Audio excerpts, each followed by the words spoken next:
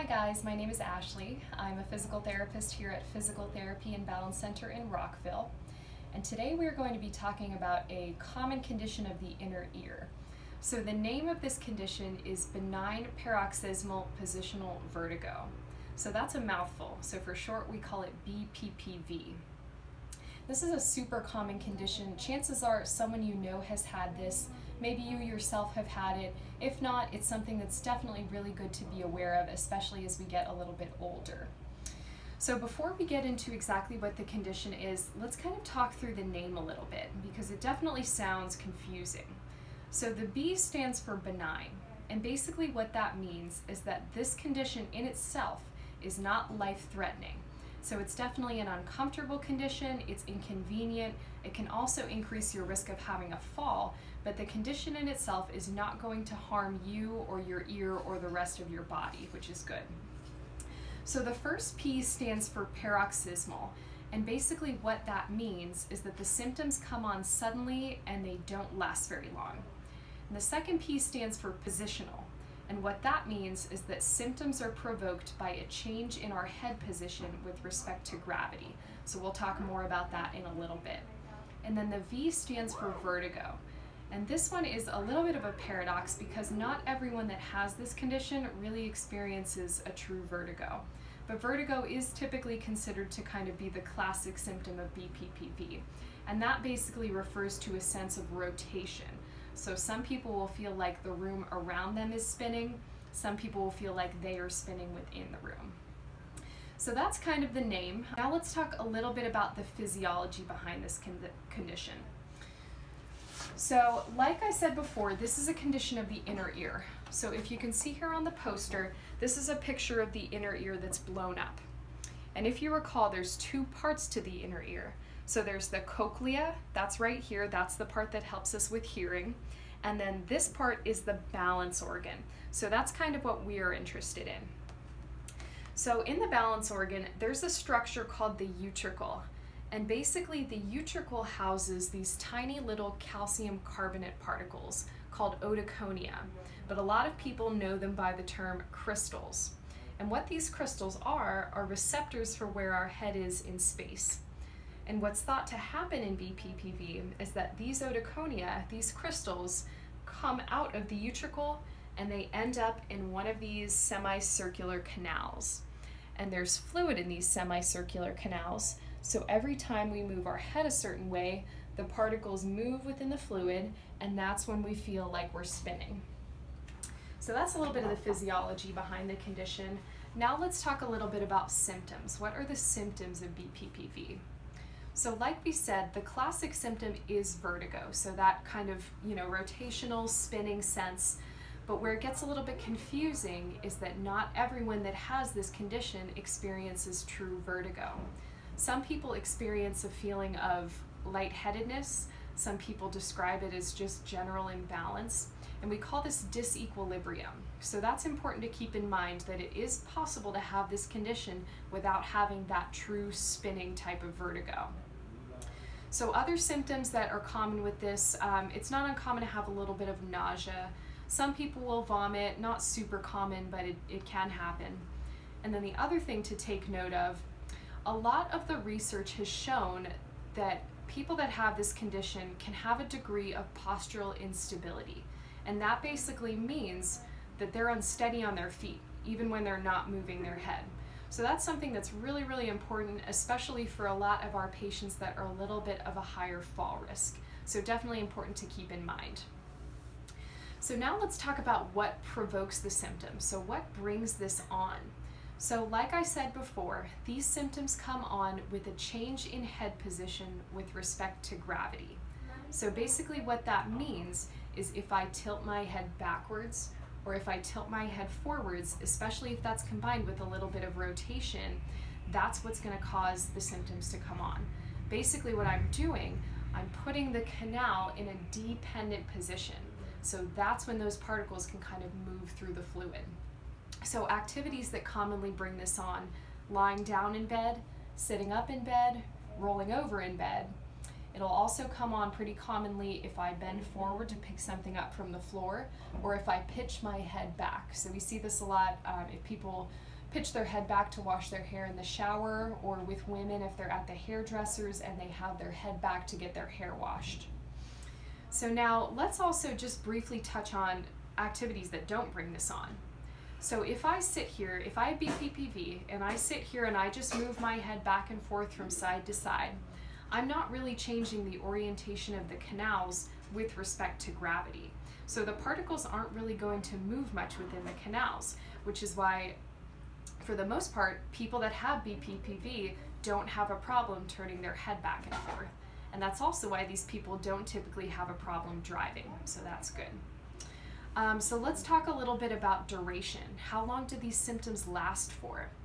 So symptoms of BPPV are typically very short in duration, and we're talking seconds to minutes here. The most common type of BPPV, you're looking at about maybe 15 to 45 seconds for your symptoms. There are some forms of BPPV where the vertigo or the symptoms can last a little bit longer, but again, this is not something that's going to go on for 20 or 30 minutes or longer than that, so typically pretty short in duration. So now let's talk a little bit about who gets BPPV. So this is a condition that is much more common in older adults. It's not something you're really going to see in an 18-year-old, but it's something that's really common in a 65-year-old. And the thought behind that is just kind of the natural degenerative process that the body goes through as we get older. So those little calcium particles, those crystals, are made of pretty much the same material that our bones are made out of. And we know that as we get older, our bones start to get weak, and they thin out and they get little holes in them. Well, the same thing is thought to happen to those little crystals. And when that happens, they're a lot more likely to kind of fragment a little bit, and they can break off and get stuck in one of those canals there. So it's just kind of that natural degenerative process of the inner ear. But where we can see BPPV in people that are a little bit younger is with head trauma. And head trauma can refer to either direct trauma, which can mean a fall where you hit the head, or a direct blow to the head, or indirect head trauma, which would be more of a force to the head and the neck, like a whiplash type injury. So head trauma is the #1 cause of BPPV in people that are under 50 years old. So some other risk factors for BPPV: unfortunately, if you're female, you're more likely to get it. If you have osteoporosis, which means you have weak bones, you're more likely to get it. If you have a vitamin D deficiency, you're more likely to get it. The other thing about this condition, it tends to run in families. So if your grandmother and your mother and your sisters have all had the condition, chances are down the road you're going to have the condition as well. Other risk factors, if you have a history of migraines, and also if you have a history of any other condition of the inner ear, so something like a vestibular neuritis or a Meniere's disease, that would make you more susceptible to developing BPPV. So let's talk just briefly about treatment. So some people will choose not to actively treat their BPPV. And this is okay because, like we talked about, it's not a condition that's really going to cause you a lot of harm, the condition in itself. But where we feel it's beneficial to actively seek treatment, one, why suffer with it if you don't have to? And the big thing is fall risk. So we've seen time and time again, patients come into the clinic and they say, you know, I got out of bed in the morning and I just got really dizzy and everything was spinning and I fell over. And that's not uncommon with this condition. So it can definitely lead to an increase in fall risk, and we would prefer that you come in, get it treated, and avoid a more serious injury. So we're going to bring David in now. Just a little bit of a disclaimer first. We don't recommend that you try this at home if you think you have the condition. Typically, it's a lot safer to come in and have it assessed by your clinician, and that way we can tell you if you definitely have the condition and make sure it's not something more serious. And we can also determine which ear it's coming from, which canal is affected, and which type of BPPV it is.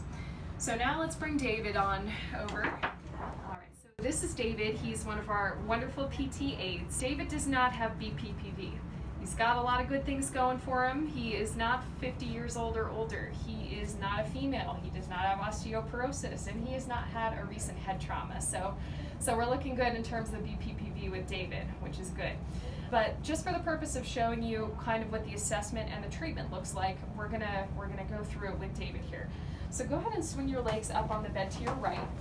This is going to be an assessment and a treatment for the most common type of BPPV. Not every type is treated like this. So we're going to assess his right ear. So David, go ahead and turn your head to the right. That's perfect, right about there. And we're just going to wait here about 10 seconds or so. So that's the position that he's going to start in. All right, now go ahead and lie flat. I'm going to guide your head back. Yep, all you have to do is keep your eyes open. Let me know if you get dizzy. Perfect, chin up towards the ceiling. Excellent. So if David had BPPV, right about here, he would be pretty dizzy. And what I would see is what's called nystagmus, which is where his eyes would jerk very quickly in a particular pattern. And that kind of clues me into what type of BPPV we're talking about here. So let's say that he got dizzy and I want to do a treatment now. What I'm going to do first is just turn David's head to the left. Perfect. Going to wait here just a little bit. And then I'm going to ask him to bend up his right knee and go ahead and put your foot down on the bed. Perfect. And then we're going to roll onto your left side. So just let me control your head. You're going to roll all the way onto your side. Go ahead and tuck that chin down towards the floor. Perfect. So again, if he had BPPV, he would probably be pretty dizzy here as well. And that's a good sign. That actually means that the maneuver is working and that the crystals are coming out of the canal. So go ahead and drop your feet off the edge of the bed. And you can sit all the way up. Just keep that chin tucked down. Perfect. All right, so thanks for your help, David. So that's just kind of a quick idea of kind of what we look at when someone comes in with these symptoms and how the treatment works.